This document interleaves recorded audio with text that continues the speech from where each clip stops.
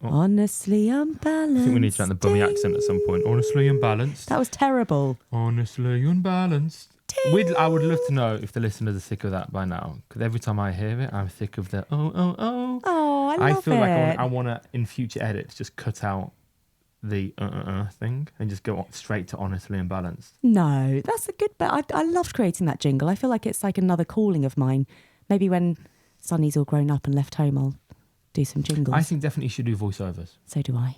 I think often people say to me, oh yeah, love the podcast, Holly's voice is great. Yeah. And no comment on my lispy, growly Birmingham voice. It's but definitely, Holly's got a voice of podcast definitely and something a I'll face be... for podcasts. Oi! But no, we're videoing it. That's a compliment, isn't good it? save, if good anything. save, good save. Should we talk about the history? Well, not the history of the podcast, but I want to kind of update you on our little journey because we've gone through lots of kind of iterations of what this podcast is. So we started, 3? Well, it was just going to be your thing, remember? And you were going to do it on your own. And I invited you as a special guest. And I was scared. Well, no, you wanted me to be on it, but I actually felt really nervous to say yes. It was almost as big a deal as me proposing. Cheers. No, not for me, but I felt like for you it was like the next step in our working relationship. But like doing a podcast together felt like it was going to be quite a big deal for you. Well, working with you is generally quite scary because you're quite bossy. Oh, fine, fair. As a husband, better. But yeah, so the podcast started, and initially, people think it was a response to COVID and we were bored. I bought all the gear actually just before there was any kind of COVID announcement. And then our first guest, I think, or first 2 guests, David, Cam and Jules, who've had on since again, they actually came to our house, which then suddenly wasn't allowed. We had a gin and tonic. So this was meant to always be an in-person podcast. And then, of course, COVID. Then we left London. And so now what we're speaking on is all our flash new gear. To celebrate episode 100, I got the credit card out and bought loads of new gear for us because we want to upgrade it, but we have to acknowledge that we're never going to drag people to Surrey. Like all of the wonderful guests we get on, we're never going to drag to Surrey. We don't really have the space right here, do we? So we're going to be slightly limited, aren't we, to not the quality of the podcast, but the limiting factor will always be our guests' audio quality. But honestly imbalanced. That's the whole point of it. It's meant to be all kind of genuine, real, honest and open. And initially, of course, we're speaking to yogis. Yeah. And we've had, in the last however many years... 3 years? Nearly 4 years, 4 I think. years. Yeah. So 100 episodes. My God. 2 big rebrands. Mm-hmm. Okay, I quite like the one at the moment. Yeah, I do. The one we've got now is neither my vibe or Holly's vibe. Well, it's entirely, but it I think completely represents what we're doing on the online platform and through the podcast well. An acid trip. Yeah, acid trip, but light, airy, floaty. Yeah, fun. And I wanted to admit, try and create a style that was in some sense timeless. It was so uncool in a way that I wouldn't need to rebrand again. Like quality yet slightly uncool. I think I've captured that. It definitely stands out. Anyway. I showed my lawyer friend the other day, Chris, who is quite angry and quite judgmental of everything I've done with my life. Did you like it? No, he hated it. Oh. He's like, I think he hated it solely because of how bright and colourful it was. And he's like, everything about that would completely put me off. He needs it in his life. He needs it in his life. But his wife doesn't. His wife is a member. Oh, well, there you go then. So episode 100, what we thought we'd do is chat a little bit about some of our takeaways from this year. We've had some amazing guests on over the last few years. We did slightly slow down this year. You might have noticed a lot of the most recent episodes were recorded live at a festival. Holly, I'm going to put you on the spot here. How was that experience for you, recording a live podcast with a baby at a festival? Well, it wasn't just the recording the live podcast and having a baby. There's a multitude of different things that led me to tell Adam I could not face anymore and walk across the field and go and sit in a car by myself and cry for about 20 minutes. Well, I did find you crying behind the back of a tent at one point, didn't I? I truly had a mini breakdown, but we'd had so much going on in the summer and Soul Circle was crazy with Sunny running around. We had such heavy equipment, like we were trudging through the muddy fields. There were so many people talking to us. There's all these podcasts to record and just so much going on that I just had to have a little cry. You brought me a brownie though. That was nice of you. Yeah, that was intense. It was intense. It was intense. But anyway, the most recent podcasts were from that festival. And we slowed down because Holly took a bit of a break, didn't you? Yeah, to be mummy. Yeah, so Holly slowed down a little bit. So we still put out there, 20 episodes this year? Yeah, something like that. Some amazing guests. But we're back on it now. We're back on it now. We've got the studio. We are back on it. I haven't invited any guests on yet this year. There will be lots of guests. I've got lots of people who have mentioned it too. So we're going to pull loads of amazing people on. And you'll notice that who we're chatting to has kind of got broader and broader over the last few years. We started chatting just to yoga people and people in the yoga world. But the focus now is really people that have tried to make your life in some sense better. So we're still not going to get like OnlyFans models or like on. Maybe one day. That seems to be quite popular. Like, at least it's on my Instagram feed. People have conversations with OnlyFans models. We're not going down that vibe. We're still going to be people that are offering services or guidance to help make your life better in some sense, but broader and less perhaps about the journey. Like, we don't necessarily want to know so much about people's history. It's not going to be a 60-minute "This Is Your Life" episode going forwards. And equally, what we're going to try and avoid to some degree is going so much through the ups and downs of their career, which was, I think, it might still be actually the description of the podcast. I quite like the ups and the downs. We're still going to have those honest conversations, Yeah. but we're not going to be like, so tell us about your weakest moment. We're maybe not quite going down that route, but they're still going to be open, light conversations. Holly. Yeah. I was going to ask what takeaways have you had from this year? Okay, so I was looking back through some of our guests, and gosh, it's so nice actually just going back and remembering all these amazing people that we've chatted to. And me and Adam always say, actually, we're so lucky. We feel like we get like this hour of therapy that we don't have to pay for with these like amazing experts that tell us all their life hacks. And actually, sometimes it's quite explicit. Like, I think one of our guests, Susie, I actually said, so let's pretend I'm a client. That's it. That's who I'm going to talk about. And then at a half an hour conversation about me. Actually, yeah. But yeah, that's exactly who I'm going to speak about. Susie Redding. She is a psychologist and an author and so many amazing things. And it was so lovely chatting to her. One, because she's just such an amazing, vibrant, bubbly soul. But two, she completely reframed rest for me. So luckily, I think rest is becoming a bigger thing in the wellness industry. I think it's something that we all need a little bit more of in our lives. But for me, I always thought of rest as kind of like lying down in the middle of the day and closing your eyes and taking a nap. And that's something that I personally really struggle with. Feel that I'm being unproductive, that I should be doing other things. And Susie, that's her thing, rest. And she totally reframed it and said that rest is anything that brings you back to wellness and balance again, or balance and harmony, I think she said. So it doesn't have to be just lying down and closing your eyes. Rest can be going for a jog or doing some exercise or even going to meet a friend or reading a book, or it can even be something a bit more stimulating. It's basically just tuning into what you need and then doing that, whatever brings you back to balance. So that was great for me this year. That was a really real nugget of wisdom. And how have you actually rested? No. But is there anything you actually tangibly applied? Well, it's just something that's stuck with me, I think. And now I guess when I'm, not lying down and having a nap, I think, well, what's another way that I can rest? So yeah, I think I have applied it. What's your way of resting, Adam? I think with all, when you listen to any podcast that has amazing guests on that offer amazing advice based on their particular niche, I think it can be really, really overwhelming. Because you feel like you need to be suddenly applying all of these things to your life. Totally. And it's this kind of inexhaustive list of everything you could possibly do to make your life better. The morning routines, the supplements you need to take, the exercises that are good for you, etc.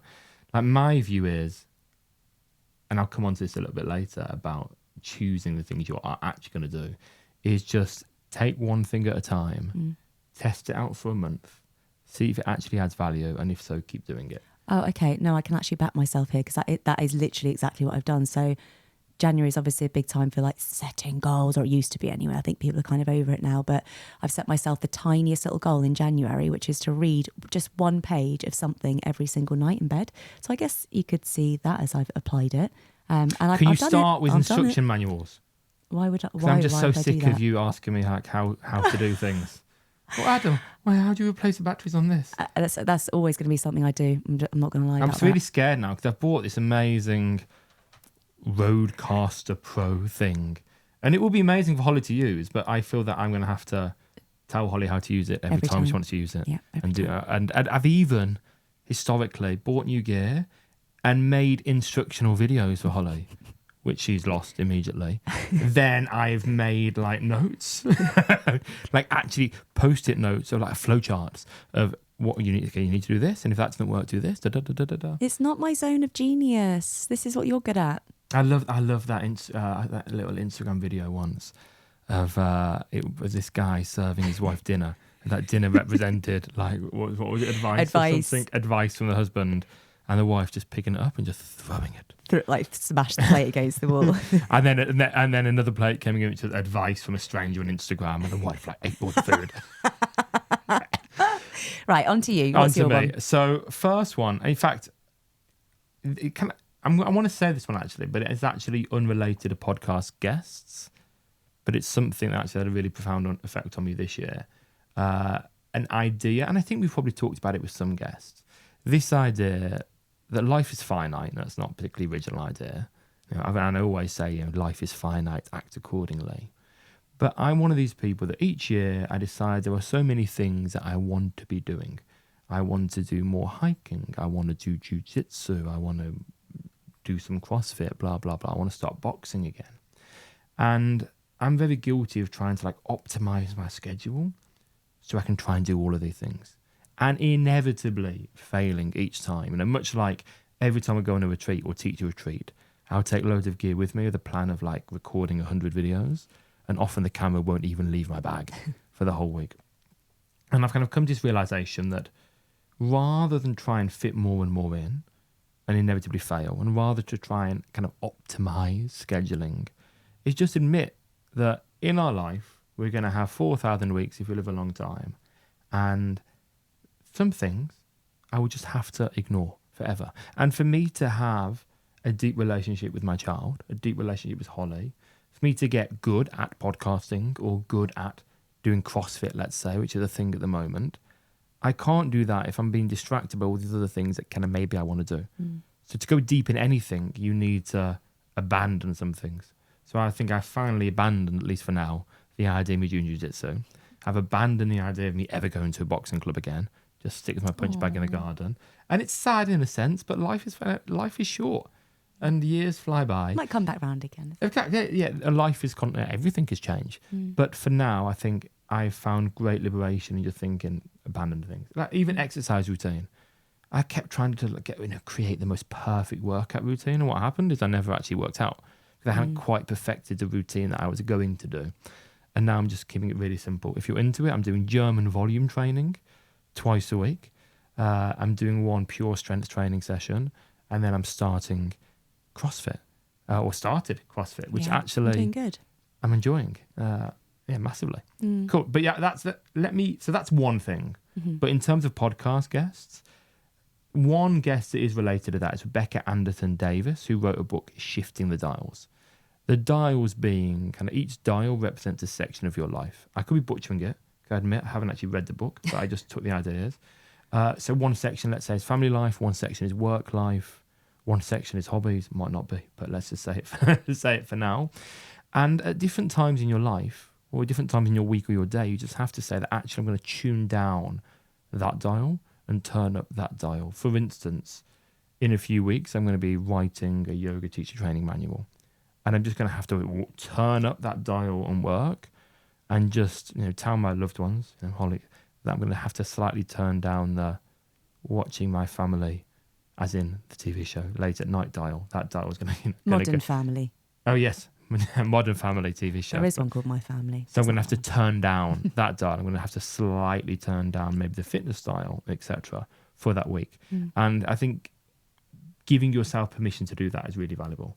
Permission to turn up or turn down dials and do it kind of unapologetically. Because only you know what you need in your life at that point. Other people don't. And I think you can make people aware of it, that actually, maybe not so brutally, don't say to your friends, I'm shifting down your dial this week. Bye-bye. That might be a bit brittle. But yeah, that one. Shifting the dials. I don't know what episode that was, but the one is Rebecca Anderson Davis. Yeah, it's nice because she was talking about how she doesn't like the word work-life balance or the phrase work-life balance. She's about shifting dials, which was a nice way of rephrasing it. One of my favourite podcast episodes was with the lovely, I always say his name wrong, Punu Wasu. That's right, isn't it? Yeah? Yeah. I think so. He is a meditation teacher, kirtan leader. Kirtan. Kirtan. Well, actually, I was speaking to Radhika Das about this the other day. I'm just going to go off on a tangent here. Radhika is another guy that we've had on our podcast a couple of times, and he's a Who is kirtan. blown up on social media. Yeah, he's gone huge. Thanks to not appearing on physically. the Honestly Imbalanced podcast. Oh, that's where it's at. He's been on a couple of times, and just a little side note here. We chatted about pronunciation with mantra because I stopped chanting and singing mantra for a while because someone mean on Instagram told me that my pronunciation was crap. But I have had people tell me that it's really good before. So anyway, I decided to not do it anymore. And he said it's not about the way you pronounce it. You can say kirtan, you can say kirtan, you can say mantra, you can say mantra. And at the end of the day, it comes down to the intention behind what you're saying. You know, how are you saying it? What's the intention behind it? Are you devoted to the chanting, to the cause? So I like that as a side note. So anyway, Punu, kirtan leader, a lovely quote that he said was, I wouldn't say that I've arrived. I wouldn't say there's a destination I have to reach. The journey is the destination. And I have heard that before, the journey is the destination, but I think it's just something really worth speaking about, especially this time of year when there is quite a lot of pressure. I think sometimes January the 1st, you feel that you need to be setting goals, you need to be achieving more and ticking more things off the to-do list. And really, shouldn't it be about the journey itself rather than where you're going to end up? And I do think it's valid and great to have goals and things to work towards, but I think it's really important to remember why you're doing it as well. And it also links into something actually that Lauren Arms, who's another guest, said, and she says the reason we set goals really is because of the way we think the end goal is going to make us feel. And I love that. Like she said, we do everything based on, we're humans. We do everything based on how we're going to feel. So how are we going to feel when we get to that end goal? That's really what we want rather than the thing itself. And the good thing about that is we actually have all those feelings already within us. Like it's already there, accessible. So she says, ask yourself the question rather than what do I want? And, focusing on the end goal, it's how do I want to feel? And that's a question that I'm asking myself this year. So rather than what my goals, ... like how do I want to feel? I want to feel good. I want to feel peaceful. I want to feel content with my life. And luckily I know I have those things already. So then everything else just kind of becomes cherry on top of the cake. Yeah, we get so caught up with kind of objective success, don't we? What do you think about that? Yeah. I think it's awful for us to be that attached to objective success. Objective success meaning, how big the car is, the career that I have, how many people come to my class, how many retreats I do each year. Like it's all well and good. Let's say I want 10 retreats this year. And it makes you miserable. What is the point in that? Yeah, I think it should all be down to what kind of life do you want to lead? Like I often get people in my mentor programs to really think about like each, in their ideal life, their kind of realistic ideal life, where are they waking up in the world? Are they commuting far to work? Are they spending time with a dog or a partner or a child? Are they spending more each morning writing? Are they doing exercise? But on a very tangible level, how do they want to be feeling in their life? That visualization, I think, is really powerful rather than being attached to numbers. Because numbers and objective success is just external validation. It appeals to the outsider if you want to give an impression of how good you are. It doesn't actually do anything for you yourself. And actually something's just come into my head. I listened to a really good podcast. I think it was with Oprah, and one of the guests on her podcast said, do you want to know my secret? I don't mind what happens, as in my life. He doesn't mind what happens. And that's always really stuck with me. And I thought, I'm the same. I've never been a big goal setter. I just want to focus on like, how do I want to feel? What are my values? I think that's quite a nice way of living your life. Like, what are my values? And then focus on that. If we go to bed tonight and I snore again, and I do what I did last night, and for some reason basically wake up on your ear. Really close for some reason. Do you mind? Do you mind that? Well, yes. Well, exactly. So you do mind. I think this. Oh, no, I don't mean like that. Oh, you do this. I don't mean like that particular, but as in general, I'm not going to be so attached to certain goals. Like I don't really mind. Outcomes, yeah. As long as this is what it is. As long as I'm living a life that is in alignment with my values, and it's like a life full of love and joy, and I'm making a difference in the world, which is one of my values, then I don't mind what happens, if that makes sense. How do you measure making a difference in the world? Or how do you feel that? I think it can be as simple as, even someone messaged me the other day and said that, my trainings be transformational for them. And even just one person saying that, I think I've made a difference to that person, and that's made a difference in the world. And actually, this wasn't, we actually want Adrian London on our podcast.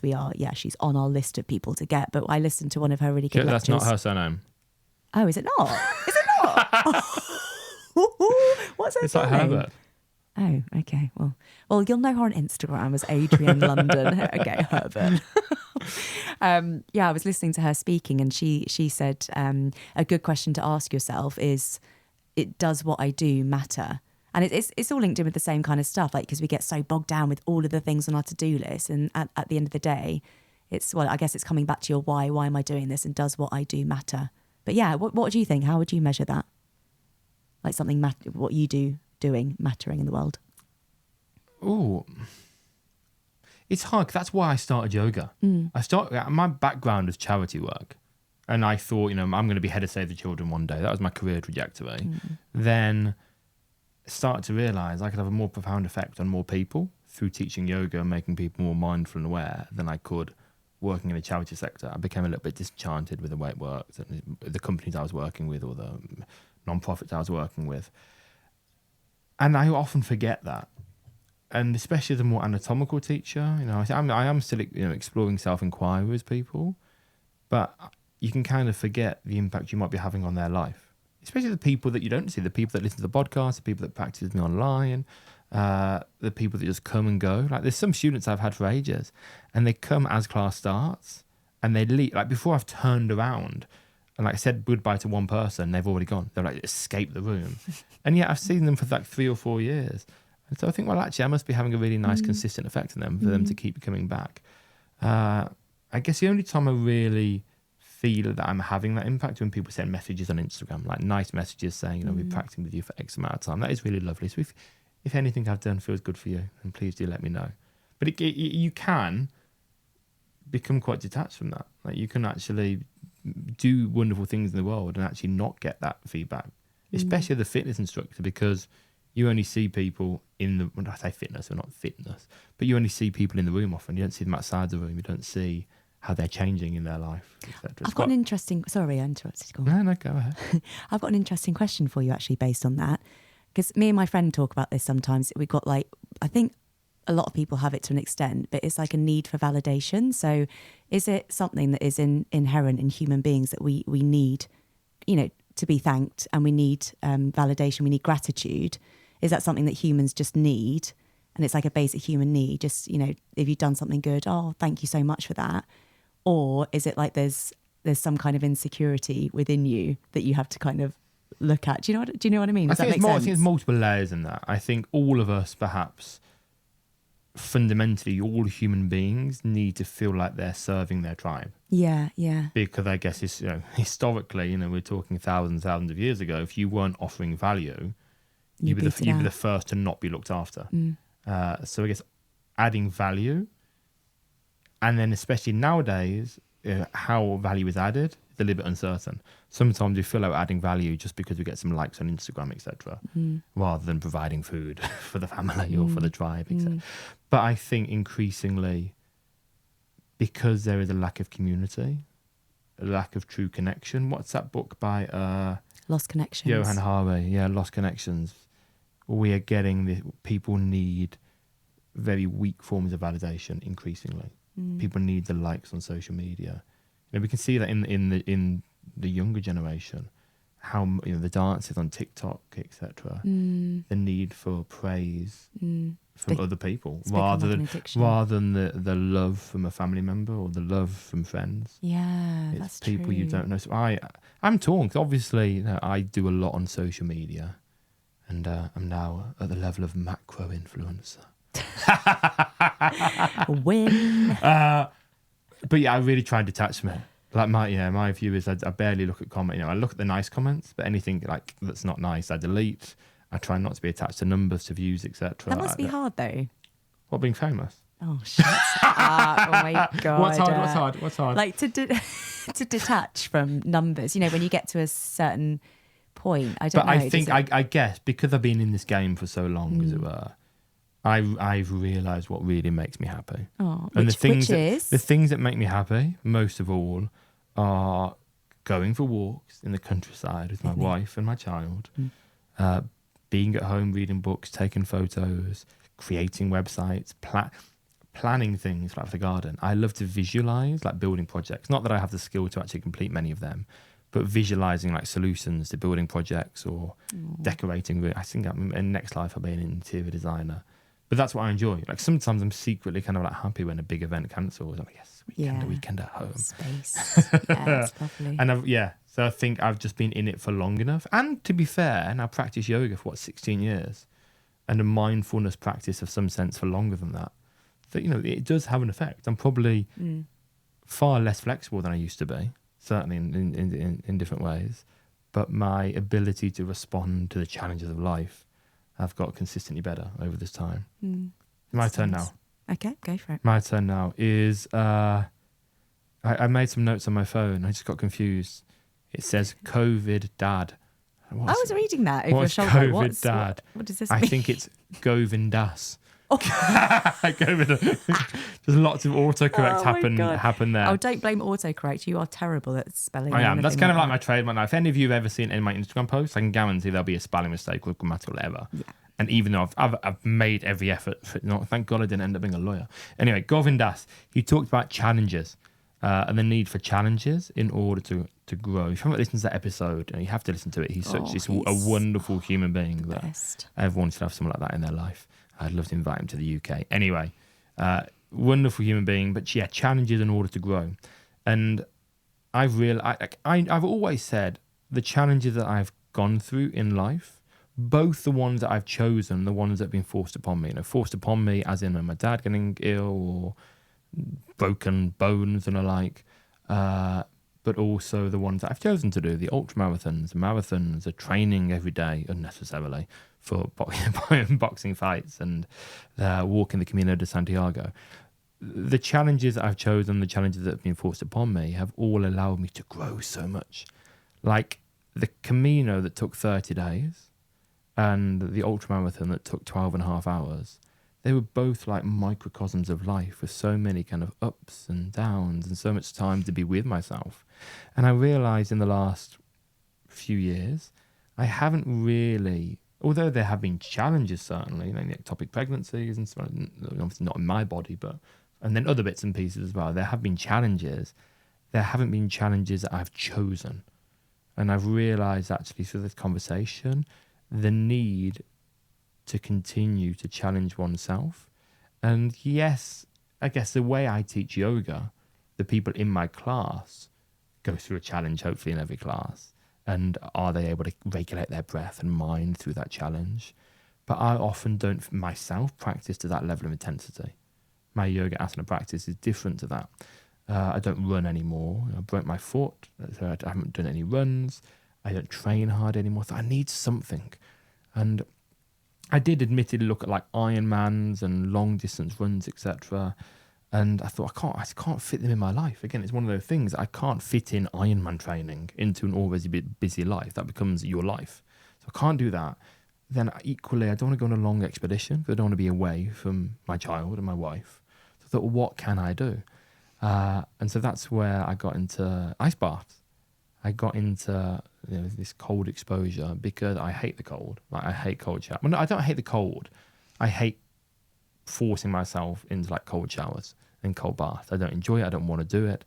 And so I dabbled with like plastic ice bath, like one that just pops up.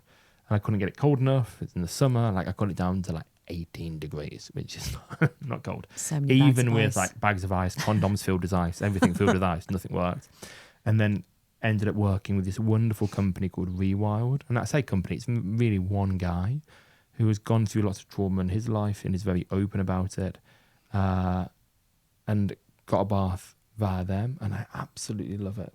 And I had a few ups and downs in terms of setting it up. Like I was ill, not from the bath, but the moment I got it, I got like that day that I got it, a really bad cough for like 4 weeks. But it's now something I'm doing pretty much daily, and it feels amazing. And it's hard, and I hate it. And when I know I'm going to do it, I'll do everything I can to procrastinate my way out of it. But there's never a time when I get out and I don't feel good for it. So I think all of us need challenge in our life that we choose, both because it builds grit and builds character, but also because it prepares us for the inevitable ups and downs of life. So question, If I've never put myself through one of these mega challenges apart from giving birth, I hope that counts. Well, it's hard for both of us. The floor wasn't comfortable. Fuck right off. So if you have done these challenges before, like the ultra marathons, etc., and you feel like they've really prepared you for the challenges of life, do you feel like you need to keep doing these extra challenges because like the old ones expire, or what's it? I think part of it's that. Do you know David Goggins? Yeah, David Goggins is extreme. You know, he's done obscene runs like on broken legs, and he's very shouty, but really inspiring. He's an extreme character, but one thing he talks about is the calluses. You know, we talk about if you were doing weightlifting, you build calluses. That means actually, you know, the knolls of the barbell stop hurting, and you become better at, well, not better at lifting, but you're more physically equipped to be able to consistently lift that. But then if you stop weightlifting, those calluses will start to go, start to moisturize your hands. You get soft and soppy. And I guess the same thing is for the mind, that these hard things help you callus the mind and help you deal with stuff. And then if you become soft again, then you're less equipped. And I think anyone I know that has done a challenge and completed it feels better for it and feels proud of themselves and has self-worth and has self-esteem. And that's what I want to instill in our little baby.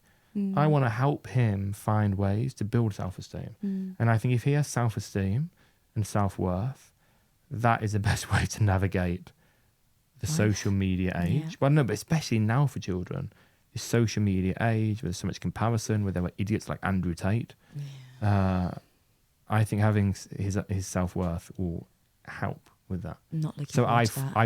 I fully intend to make Sonny run marathons. Well, not marathons, but I know. But you know, next week he's going to the ice bath. Oh my God. And I'll be the one that's like, no, don't make him do it. You can just come and give me cuddles. We're already at this stage where like he'll fall over and I'm like, leave him. Oh, not else to get him. Not if he's really hurt himself, obviously. Yeah, but I just think like if he gets himself in a little bit of trouble, like, he's fine, and he's fine. And we've got a disagreement. I keep saying to him, "Good job, you're tough." I hate it. No, I don't like it. This is the one parenting thing we kind of disagree on. I keep saying, "Yeah, good job, you're tough." Because I just don't want him to be like, "Oh, Daddy thinks I'm tough, so I'm not going to cry," and you know, disappoint you if he cries, you know. And I'm like, just cry. It's good to cry, you know. I don't know. And then when he's crying, I whisper in his ear, "Don't be weak." He does not. I don't do that. For anyone that's new to this podcast, Adam is like the most sarcastic thing in the world, so just ignore that. Thank you. Right, your one. Next one. I was going to say something ruder, but I thought I'll just censor that. We could probably censor it. We could go. No, that's the wrong one. I've got as part of my new system. Literally, we bought this yesterday. There's all these things I can press, like, and I can like install new sounds and. I love it. Jingles. Can I make one myself? Yeah, I can do them all. Wah, wah, wah, not now. Wah. I think that was better than that one. Cool. Next one. So actually, my next one was Sarah. How do you? Oh God, I feel bad. I'm pronouncing Sarah things. Teacher. Sarah Teacher. Just say it with confidence. Sarah Teacher. And a slight murmur. Yeah, you're right. Sarah Teacher. No, she's so lovely. She's a yogi, but actually. I've kind of already talked about it, to be honest. She mentions about always coming back to your why and why it's important to have like your why as an anchor, because otherwise you just get lost. But I've kind of already talked about that already, so I'm just going to hand back to you. Well, no, I would just echo that the why is so important. Yeah. I want to say, if for a ship with no direction, no wind is the right wind. Hang on, say that again. For a ship, for a sailboat. I thought you said a shit. For a sailboat with no. I think shit has always got a direction. It's going way down. Well, hang on. Gather yourself. Right. A sailboat with no direction. What was that? We just wanted to... Chirping birds. That no wind is the right wind. Because they don't know where they're going anyway. Is the point. Okay, let's leave that. But I echo Sarah's point in that you need to understand your why and keep revisiting your why. And if you become disenchanted with your career or your relationship or whatever, ask why you're in it and what the motivating factors. And that's the biggest thing I teach in my trainings. And even in terms of like yoga asana, why are you doing that yoga pose in the sequence? Or why are you giving that instruction? I don't care what the reason is, but there has to be a reason. And there is, if you want to explore that more, there is a really good book by Simon Sinek called something. Why? That's really unhelpful. What's it? I just type in Simon Simon Sinek. Sinek, So why? he got very big via his TED Talk. I'm not sure if the book came first or the TED Talk came first, but either way, the TED Talk really accelerated the growth of the book. Finding your why.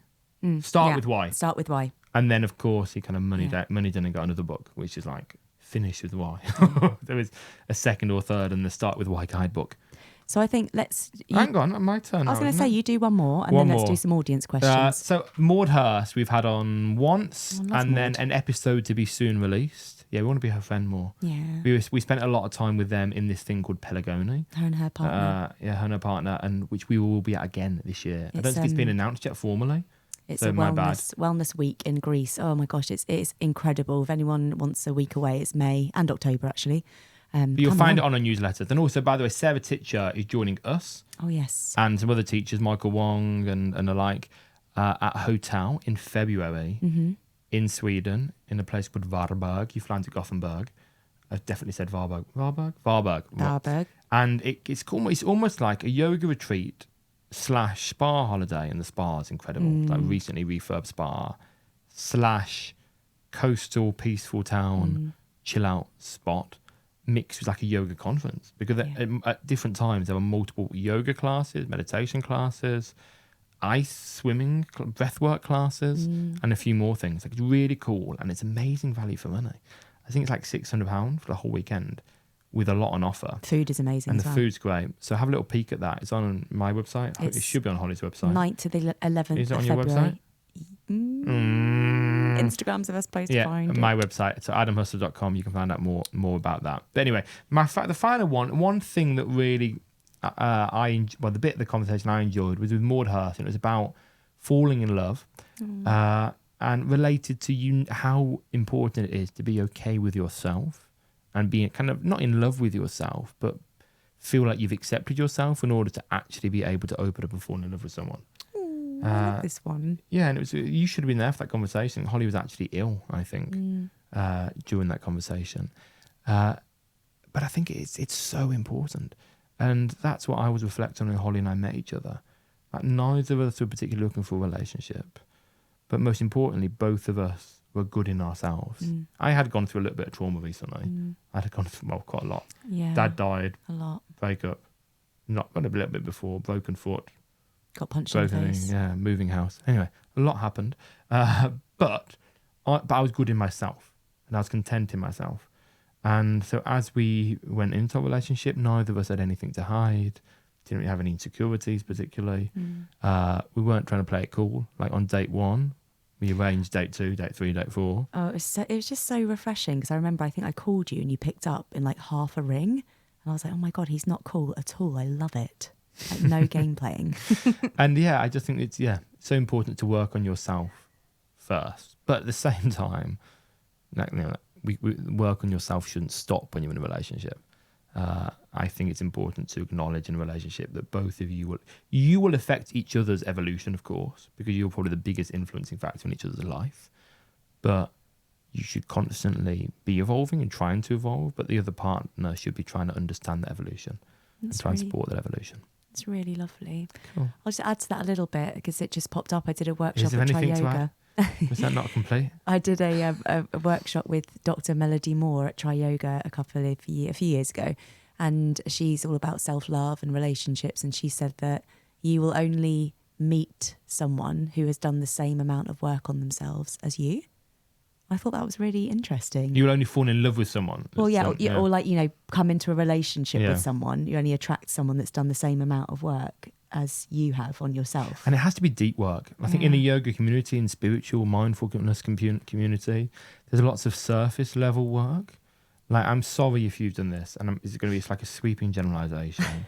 So my bad in advance. What? And it's not completely nuanced as a statement. Go on. But I've met lots of people that have like gone to Bali for 5 weeks, done work on the very extreme end of the spectrum, in a place that is absolutely nothing like their home and the environment they're actually going to be living in afterwards. And it's been what looks extreme, but actually not really dealt with anything properly. I think actually, this is just my personal view, is any work worth doing on yourself has to be long-term, often it's non-dramatic. It's with actually experienced people that can guide you, or books, etc., that have guided you.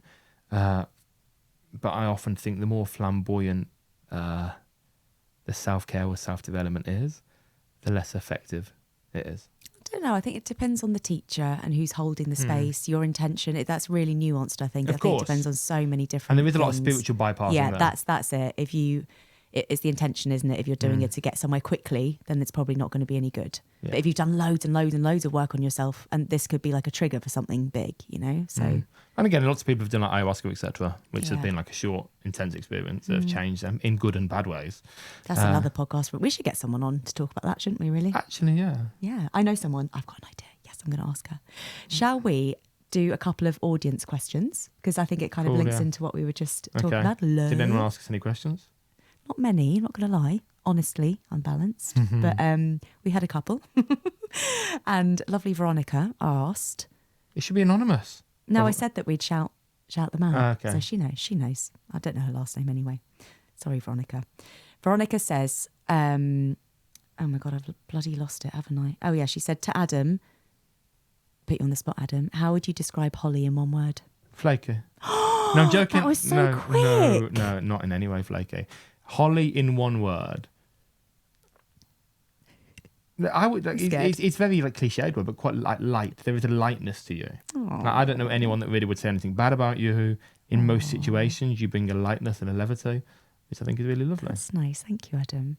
And then she said the other way around as well. So one word that I would have to describe you. And I did think about it. There's many words, obviously, but I think the one that I would rest on is resilient. And I hope you're happy with that. Yeah. I call Adam, we don't have pet names for each other, do we? Isn't it? It's just nothing's ever start like babe. We tried it. No, can't do it. No, you just Adam. But I do call you my oak tree because you are so... Maybe 5 times. Oak tree, pass me the salt. No, but you're so grounded and resilient and strong, and you've been through so much, and the way you respond to situations is quite amazing. So yeah, you're my root chakra. Oh, thank you. Anything else? Oh, someone asked me where I'm ticklish. I'm not going to answer that. That's Weird. so Sorry. weird. No, move on. Well, I Yeah. think maybe we leave it there. Adam, do you Well, have... that was a good ask the audience section. Well, she did ask. We did have one more. Actually, 2 more. But let's just Pick go. one. Okay, one. Oh no. Okay, how did Adam propose? Should we go there? Oh, we've done one? that. We've done if you're that. We've done interested in proposal, we did a podcast, I think, interviewed by Niraj, which is all about kind of our little story and our little love story. I don't know when it was, but it was like 20 episodes ago or so.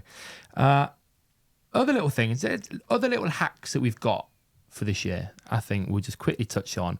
One hack, one thing I love, best purchase of the year, without doubt, has been my Yeti. Oh my God, I have no here we go. affiliation with Yeti. If anyone from Yeti is listening with their PR agency, please get in touch. Like, I work with lots of brands, but I have probably sold about £100,000 worth of Yeti product just by talking If to you're people. watching the video, should we hold Look, up? Holly's got a Yeti, I've got a Yeti. But anyway, Yeti make a tote bag, which is solid.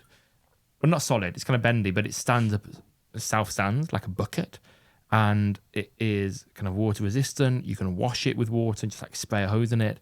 You can fit so much in it. And everywhere I've been this year, all the travel was people have been like, oh my God, that bag's amazing. Where'd you get it? So yeah, the Yeti tote bag, shout out to that. Without doubt, the best purchase I've had this year. Any good. other little tips you got for people? Oh gosh. I've gone blank now. It's like coming up to my bedtime. My brain starts shutting down around now. Do you have any more, Adam? Well, I think.